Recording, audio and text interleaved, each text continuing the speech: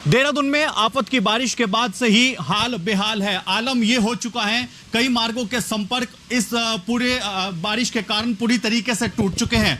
आपको बता दूं कि इस समय मेरी मौजूदगी है मसूरी रोड पर और जहां मैं खड़ा हूं वो जगह है कोठाल गेट। कोठाल गेट से थोड़ी ही हम आगे पहुंचे हैं, जहां पर आप अगर ये देखेंगे तो ये जो पुल है ये कल सुबह के समय पर टूट चुका था, जिसके बाद जब ये पुल टूटा तो पूरा का पूरा जो रोड है वो पूरी तरीके से यहाँ पर ब्लॉक हो गई और जो आवागमन है जो लोगों का वो पूरी तरीके से यहाँ पर बंद हो चुका है, जिसके बाद से अब इस ब्रिज को बनाने का काम शुरू हो चुका है।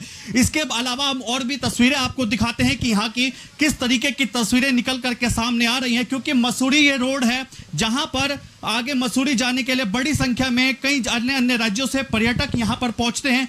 यही रास्ता भी चारधाम यात्रा के लिए भी जाता है, लेकिन जिस तरीके से कल ये पुल टूटा है उसके टूटने के बाद से लोग जो हैं अपनी अपनी जगह पर फंस चुके हैं। लेकिन उसके बाद से जिस तरीके से पुल टूटने के बाद यहां जो लोग फंसे हुए थे उनको निकालने का काम यहां के स्थानीय लोगों ने किया है। यहां के पार्षद ने इस बीड़ा को उठाया है। अब उसके बाद देखा जाएगा कि तस्वीरें हम आपको लगातार दिखा रहे हैं। कैमरामैन से कहूंगा कि थोड़ा तेजी के साथ आप आगे आए और जो यहाँ की तस्वीरें हैं वो दिखाएं कि किस तरीके से जो लोग यहाँ पर फंसे हैं उनको निकालने का काम यहाँ किया जा रहा है।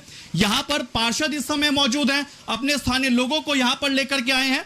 जगह जगह पर आप अगर देखेंगे तस्वीरों में हर थोड़े स्पॉट पर कुछ लोग खड़े हुए हैं, जो लोग फंसे हुए हैं उनको निकालने का काम कर रहे हैं। और तस्वीरें मैं आपको दिखाता हूं, हम आगे की तरफ आपको लेकर के चलते हैं कि अगर आप देखेंगे तो यहाँ की तस्वीरें देखें वो किस तरीके से रस्सियों के माध्यम से उनको वहां से जो लोग हैं उनको निकाला जा रहा है। कैमरामैन से कहूंगा कि थोड़ा आप जूम कर करके दिखाएं कि किस तरीके से नदी के ऊपर से रस्सियां बांधकर लोगों को वहां से निकाला जा रहा है। लोग अपनी जान हथेली पर रख करके किस तरीके से वहां से निकल रहे हैं, क्योंकि कल सुबह से ही लोग अपनी अपनी जगह पर फंसे हुए हैं इस पुल के टूटने की वजह से।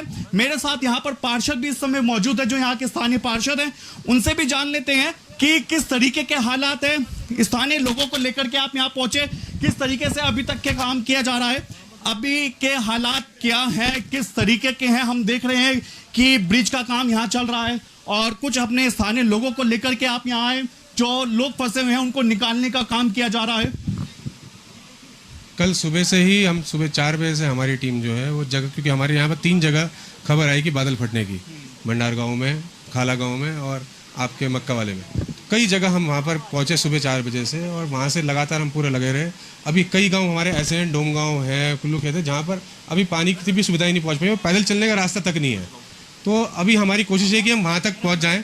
आज यहाँ से अभी अब सरकार के द्वारा ये पुल आज बन रहा है, मसूरी से कुल्लू खेत रास्ता खुल चुका है और हम ये कोशिश 1.5-2 घंटे में मैं समझता हूँ कि ये रास्ता खुल जाएगा, उससे काफ़ी हमें आराम मिल जाएगा।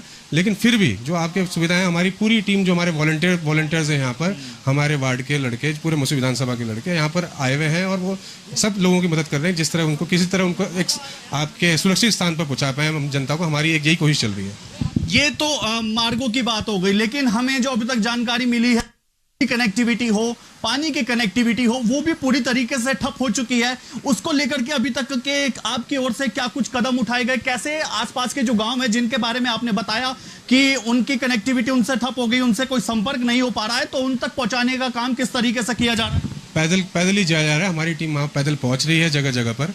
कल भंडार गांव पूरा बंद था, भंडार गांव पूरा खाली कराया गया हमारे द्वारा, उनको सुरक्षित स्थान पर पहुंचाया गया। वहाँ पर खाने पीने की व्यवस्था, रहने की व्यवस्था पूरी दी गई। आज बिजली कोशिश कर रहे हैं कि बिजली विभाग ने बोला कि आज भंडार गांव में बिजली पहुंच जाएगी। अभी डोम गांव में मैं समझता हूँ आज नहीं हो पाएगा, कल तक डोम गांव में भी पहुंच जाएगी। और जितने भी मतलब हमारे यहाँ मसूरी रोड के जितने भी गाँव हैं, मैं समझता हूँ कल तक बहुत स्थिति सुधर जाएगी। और पानी की यह है, पानी 7-8 दिन तक मैं समझता हूँ कि पानी नहीं आ पाएगा। जिस हिसाब से जितनी भी लाइनें सब क्षतिग्रस्त हो चुकी हैं। जल संस्थान लगी हुई है, ऐसा नहीं कि नहीं लगी हुई है, लेकिन लोगों को एक दूसरे की मदद करने का समय है। मैं आह्वान करना चाहूँगा जनता से कि एक दूसरे की मदद करें। ये बहुत बुरा वक्त आपके समय हमारे पास आया है और इसमें हम एक दूसरा खड़ा रहना पड़ेगा। यानी कि ये माने कि कल तक काफी हद तक हालात सामान्य होंगे, लेकिन पानी को लेकर के अभी थोड़ी परेशानियों का सामना स्थानीय लोगों को, गाँव वालों को करना पड़ सकता है। बिल्कुल करना पड़ सकता है। उसके लिए सबको एकजुट होकर सबके एक साथ सबका साथ देना पड़ेगा। तो बिल्कुल देखिए, अगर जिस तरीके से यहाँ के स्थानीय पार्षद ने भी बताया कि कल तक हालात सामान्य होने की पूरे चांसेस यहां पर हैं, क्योंकि बिजली विभाग से भी संपर्क किया जा चुका है, बिजली भी कल तक आने की पूरी उम्मीद है।